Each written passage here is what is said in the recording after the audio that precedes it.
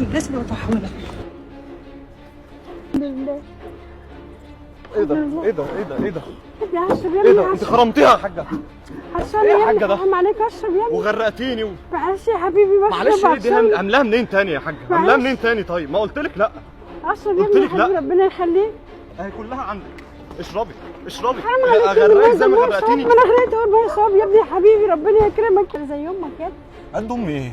قد امي ايه؟ انا امي عمرها ما تعمل كده، عمرها ما تعمل الكلام ده، وبعدين انا اتغرقت. ايه ده؟ ايه اللي بيعملوه معانا؟ بس هي غلطانه برضه. دخل ولا ايه؟ لا انا لازم اتدخل. اشربي اتغرقي زي ما انا اتغرقت. انت بتشربي بجد؟ انت ما فيش دم. ايه ده؟ يا اللي هنا هي بتعمل ايه هنا؟ يا اللي هنا. بتعملي ايه هنا؟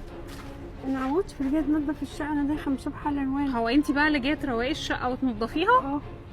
انا بقى ست هانم، انا صاحبه الفيلا. ربنا يخليكي، اتشرفت بحضرتك. بصي اللي انت عملتيه ده غلط، انا متابعاكي اصلا من الصبح. اول ما قلتي للشرب انا عايزه اشرب وهو زعلك، وتاني مره لما انت فتحتي الازازه بتاعته وقعدتي تشربي. بصي بقى انا فعلا كنت سالت عليكي وقالوا عليكي امينه وقالوا عليكي كلام كويس جدا، بس الظاهر كده مش كل الكلام صح، مش كل كلام بنسمعه بيبقى صح. حضرتك جربيني. اجربك ازاي؟ انا شفتك بعينيا وانتي اصلا بتقطعي له الازازه عشان تشربي. ما انا كنت عطشانه حضرتك وما رضيتش تسيبيني جرب. يا حبيبي يا ابني عايزه اشرب. ايه يا ماما؟ عطشانه يا ابني حبيبي ربنا يكرمك. عطشانة ايه يا ماما؟ انت مش شايفاني ربنا شايلها؟ يخليك يا ابني. انا تعبان بيها، انا جايبها من 4 شوارع دي يا يا ماما. حبيبي ربنا يكرمك. يا حبيبتي دي بتاعت ناس وبيكلمي ناس تانية. معلش يا حبيبي يا ابني. سيبيني في حالي بقى يا ماما بعد اذنك. ساعدني يا ابني يا حبيبي. ساعدك فين يا ماما؟ انت مش شايفاني شايل مع ربنا السلامة. يكرمك يا حبيبي. الله يخليك يا ابني يا حبيبي، الميه سواء. ربنا يكرمك يا ابني يا حبيبي. ربيني معلش النهارده حاجه. اجربك ايه وبتاع ايه بس؟ معلش. اولا مواعيدك متاخره 3 ساعات. ما انا العنوان كنت تايهه في العنوان حضرتك، مش لاقيه العنوان.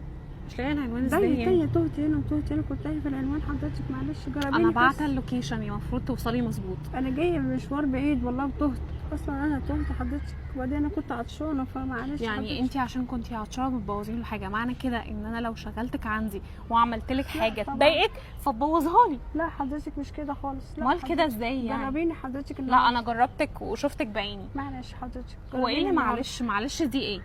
بصي حضرتك، انا اللي انت عملتيه ده غلط جدا. انت لو كنتي مثلا قلتي له انا عايزه اشرب او باسلوب كويس هو مرضاش، في غيره كتير كويسين. لكن انا بصراحه بعد اللي انت عملتيه ده انت مش امينه ان انت تشتغلي عندي. حضرتك. طب جربيني النهارده. ما انا قلت لك انت مش امينه، لو سمحتي من غير كلام كتير قوي. اتفضلي حضرتك. طيب جربيني حضرتك، انا قلت مش هينفع. اتفضلي يلا. حضرتك يا بنتي. جربيني بس عشان خاطر ولادي، معلش الظروف صعبه والمصاريف في الدنيا غاليه. حضرتك جربيني بس النهارده معلش. جربيني النهارده بس معلش. جربيني، لو ما عرفتش خلاص امشيني معلش. جربيني النهارده، الظروف صعبه معلش يا بنتي. هو انا قلت لك ايه؟